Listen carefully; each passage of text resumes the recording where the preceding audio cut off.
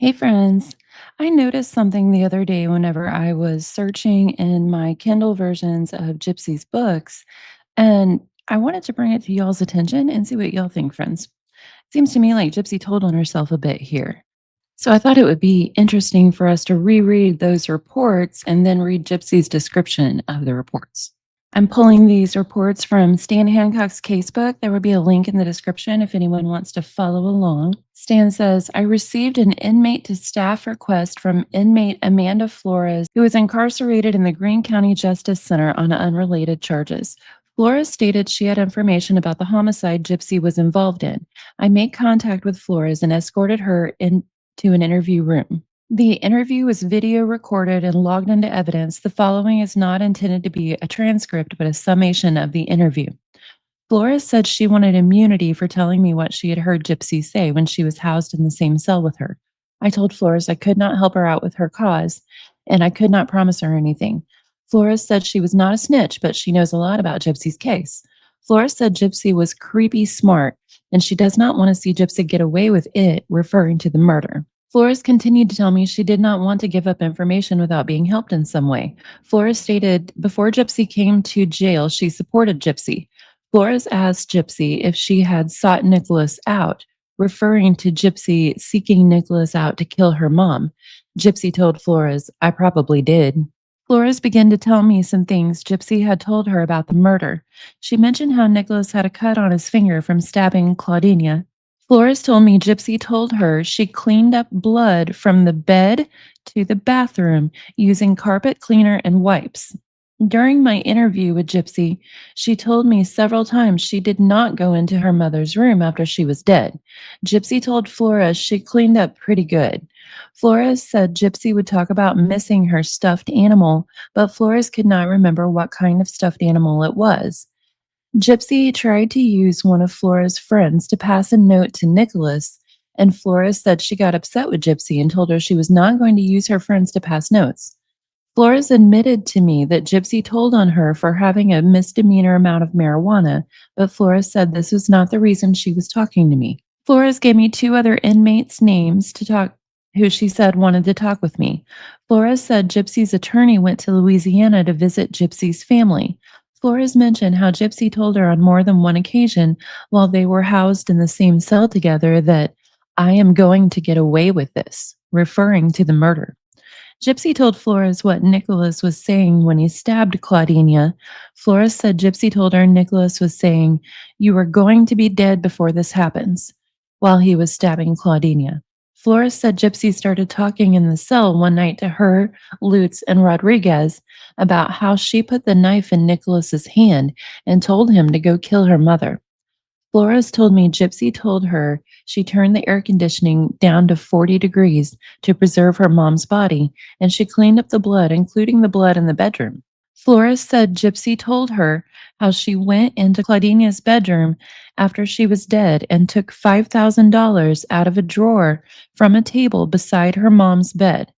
Flores said the money was in a zipper type bag. Very interesting, don't you think, friends? Because Nick also mentioned how Gypsy somehow got money out of the safe or out of a drawer by the bed, and he didn't know how exactly. Well, she went and she tried to keep from Nick, in my opinion, the fact that she was going in after the murder, or at least really, really impressed on his mind that that detail could never be shared. And that's just assuming that she wasn't in there with him, helping him in the process of the actual stabbing. Because I'm not sure that she wasn't. Personally, I don't subscribe to the theory that Nick stabbed a body that was already unalived, but I do think there's a distinct possibility that Gypsy actually did go in and help. Okay, and then Stan went and interviewed the other two cellmates. We're going to go over one of them, and then the other we're going to save for the end. Stan says, I made contact with Michaela Loots, who was incarcerated at the Greene County Justice Center on unrelated charges to Gypsy's case. Lutz told me Gypsy talked about her case when they were housed together on Tower 2 in Greene County Jail. The following was video recorded and the DVD was logged into evidence. The following is a summation of the interview and is not intended to be a transcript of the interview. Lutz said Gypsy told her about how she set the thermostat to 40 degrees to preserve Claudinia's body to keep the smell down because she knew she was going to leave the state. Lutz talked about how Nicholas had cut his finger during the stabbing and how Gypsy was hiding in the bathroom while he was committing the murder. She talked about how Gypsy had cleaned up the blood from her mother's bedroom to the bathroom with carpet cleaner and wipes. Lutz went on to talk about how Nicholas was going to grape Claudinia or Gypsy. She talked about how Nicholas was into incest. Lutz said Gypsy told her she was raped vaginally and anally by Nicholas after the murder. Lutz said Gypsy was not innocent and she was a sick person.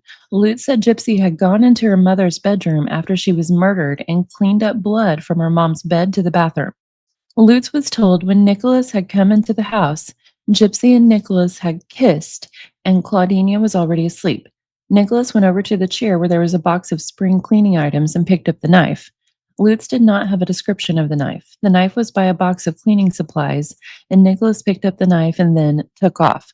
Lutz said they mailed the knife to another state, but she could not remember what state it was they mailed it to, but knew it was where Nicholas had lived. Gypsy took $5,000 from a nightstand in Claudinia's bedroom. Lutz said there was $10,000 in the nightstand originally. However, Claudinia had put some money down for a new vehicle. It should be noted a contract between Claudinia and Central Bank of the Ozarks was located for a purchase of a 2011 Nissan Cube on April 9th, 2015. The contract indicated $5,000 in cash was put down towards the purchase of the Nissan Cube. Gypsy told Lutz after the murder, she and Nicholas called a cab to pick them up, and they went to North Glenstone somewhere to a hotel. They rented a room for the night. The next day, went to the Greyhound bus station in Springfield, Missouri to leave the state, but they could not get a ticket for both of them, so they went back to the hotel and stayed another night. Gypsy had told several of the female inmates on Tower 2 about how Lutz was arming her for phone time. Lutz said she never used Gypsy's phone time and denied the allegations. Gypsy told Lutz if she and Nicholas would have a baby girl together, Nicholas wanted to have sex with the daughter because he was into incest. Gypsy had cried about Nicholas, but she never cried about her mother's death. Lutz said inmate Amanda Flores had told her Gypsy talked about how she planned different ways to kill her mother. Some of the ways she planned to kill her mother was by strangling, grape, poisoning, and stabbing. Lutz said Gypsy told her she paid for everything, the bus ticket, the hotel room for both nights, and the cab fees. Lutz filled out a statement, and the statement was put with a case. Lutz had nothing further to add about the homicide. So what I found interesting about these is they both directly contradict Gypsy's story that she never, ever, ever went in the bedroom. Now let's take a look at how Gypsy described these incidents in her book. Okay, so in Gypsy's first book, Released Conversations on the Eve of Freedom, it came out while she was still in prison, right before her release, or right around the same time. I can't remember, friends. Here's what Gypsy writes about the incident. When I was first arrested in county jail for about a year, I had to let it sink in that the one person I did know how to trust had betrayed my trust for my whole life. That's an interesting statement, friends. She's claiming here that she did not know she was being medically abused. She claims that very clearly. So, therefore, her only real reason for murdering Dee Dee was actually to date. She admits it. Her and her crew try to claim different, but she clearly admits it. Okay, reading again. This is why I didn't trust my first public defender. If my own mother could hurt me and not have my back, why would this guy be any different? See what I mean, friends? She's saying that like she just now realized in jail that her mom was hurting her, but supposedly she's in jail for murdering her for hurting her. Like, what on earth?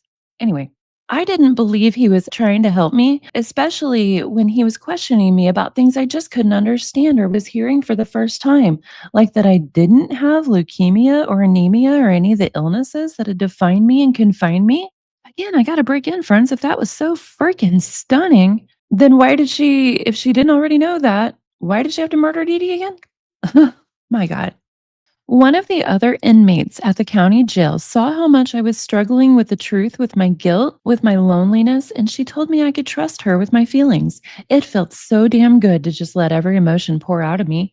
At the time, awaiting for trial, I was still desperately holding on to my love for Nick, missing my mother, scared to be alone with so many strangers. The shame and guilt were like two lumps in my throat, making it hard to talk through what I had done. And this inmate was sharing so much of her own story with me, telling me that she understood what I was going through. Her being vulnerable with me helped me see she was a trustworthy friend.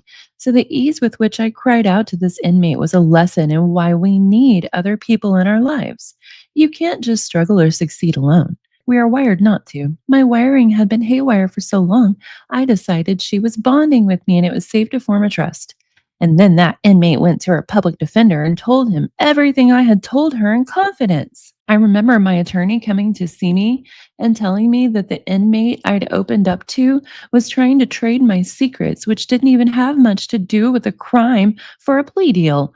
She had used me for her own benefit. I had made myself the target of manipulation again. Now, do y'all notice, friends, that she never once says that anything that the inmate said was untrue? She just says it didn't have much to do with the crime. Oh my god. Yes, it did. Yeah, never once does she say that anything that the inmate said were untrue. So then we go to my time to stand, and she wrote about the incident again. Let's read what she said there, friends.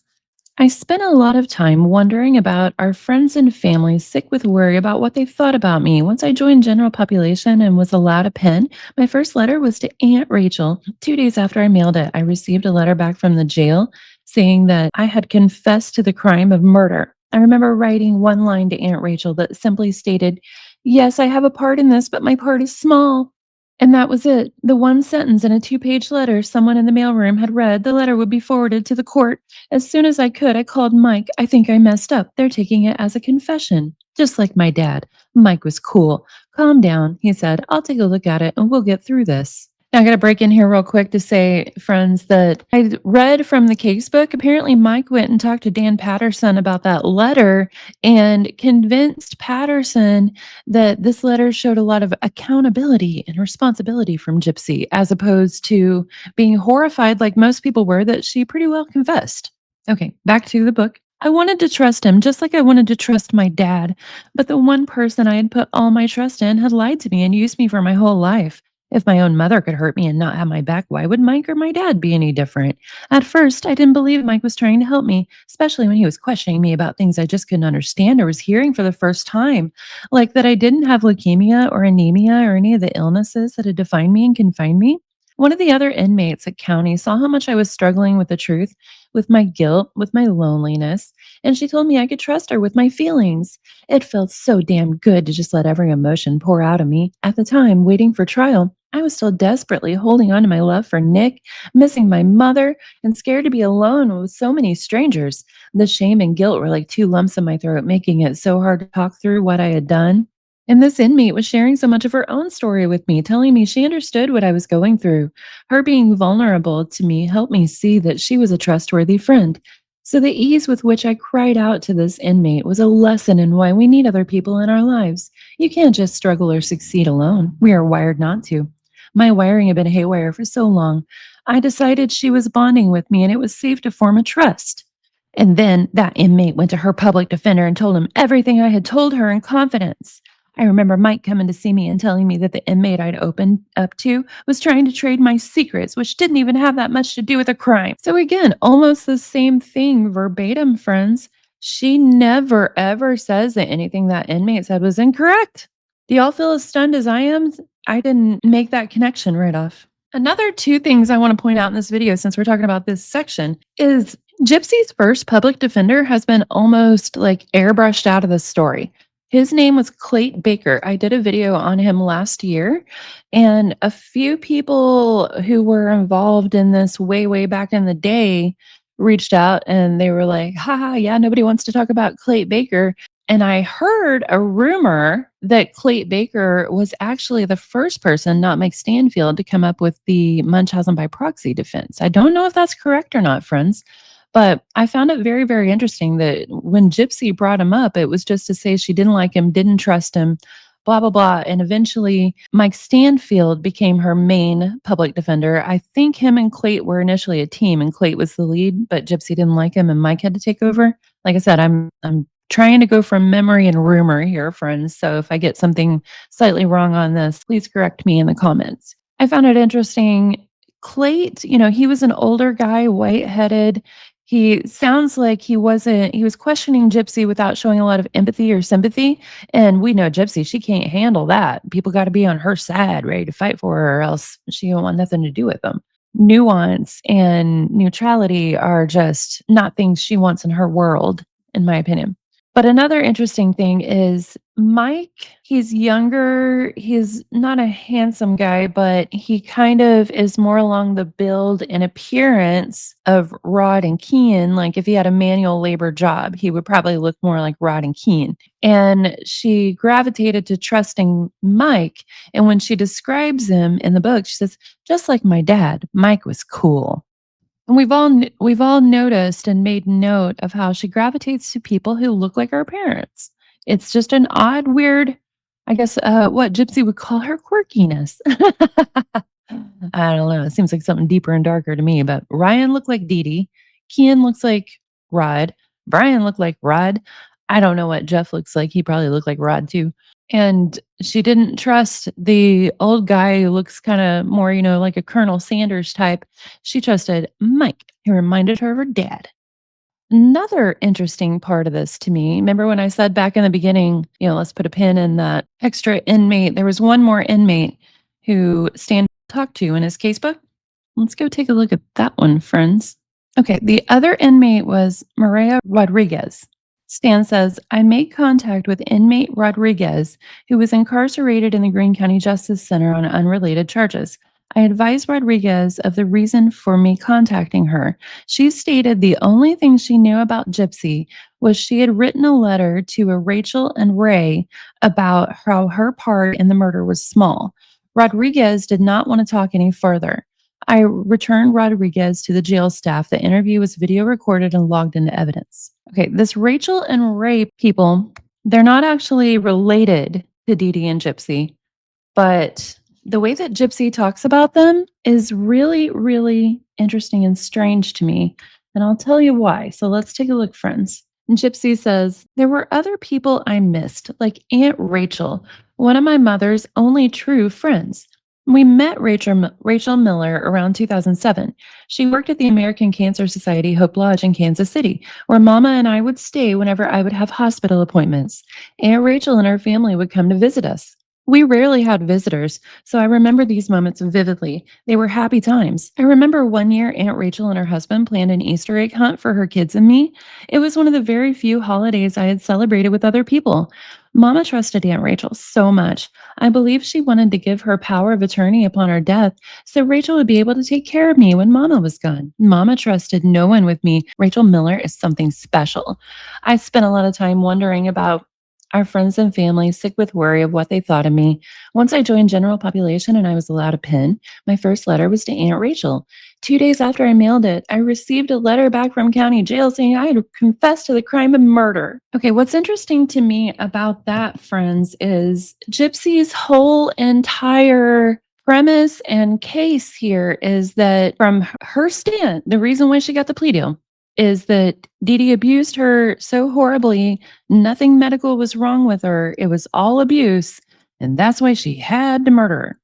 So why in the damn hell would she be so anxious to show love and respect to this woman who worked in a children's hospital and Gypsy says was her mom's one true friend, and they spent time together, celebrated holidays together, which I can tell y'all for 100% certain, Dee Dee absolutely brought Gypsy to different children's types parties to hang out with other people. I can tell you that 100% sure. This Easter hunt thing was not the only one. But going back to this, why? Why would she feel this way about this woman who was so up close and personal with Dee Dee and apparently didn't see the ruse, didn't see the con? Because Gypsy has been asked before in interviews if she has contact with any of our old neighbors from Southwest Missouri. She got a disgusted look on her face. She's like, oh, no, no. And, there was something mentioned about them having a lot to answer for not seeing things. Why doesn't this Aunt Rachel person have a lot to answer for not seeing things? And clearly, in my opinion, Gypsy's still in contact with them because they would have had to have given their permission, I would think, for their full government names to be used in this book. What do y'all think, friends? Am I right or am I reaching here? Anyway, it comes across as really, really strange and suspicious to me, like most everything Gypsy Rose Blanchard does. Well, anyway, I am going to cut this off and edit here. I don't want to get too long because I got more plans with my fam today, friends. Thanks for everyone who has been asking and wishing us good times. We're having a great time. We'll go out with a little palate cleanser here, and I hope everyone's having a good day. Let me know what you think in the comments, friends.